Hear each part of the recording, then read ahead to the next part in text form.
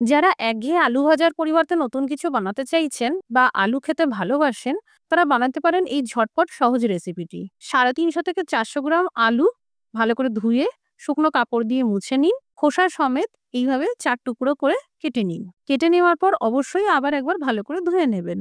একটি পাত্রে পরিমাণ মতন জল গরম করে নিন আর এই কেটে রাখা আলুর পিসগুলোকে 75% পর্যন্ত সিদ্ধ করে নিন।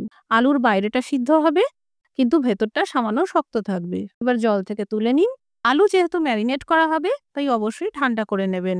একে একে 1/2 চা চামচ হলুদ গুঁড়ো, 1 চা চামচ কাশ্মীরি লঙ্কার গুঁড়ো, ঝাল লঙ্কার গুঁড়ো স্বাদ বুঝে, 2 চা চামচ ধনের গুঁড়ো, 1 চা চামচ জিরের গুঁড়ো, আধা চা চামচ করে গরম মশলার গুঁড়ো আর স্বাদ মতন লবণ, আধা চা চামচ গরম মশলার গুঁড়ো, আধা চা চামচ করে লবণ আর বিট লবণ ভালো করে আলুর সাথে মাখিয়ে নিন। শুকনো কড়াইতে 2 চা চামচ সাদা তিল সেঁকে নিন। পরিমাণ মতন সরষের তেল গরম করে ফোড়নে 1 চা চামচ কালো সর্ষে, 1 চা চামচ জোয়ান আর একটা শুকনো লঙ্কা ভেজে নিন।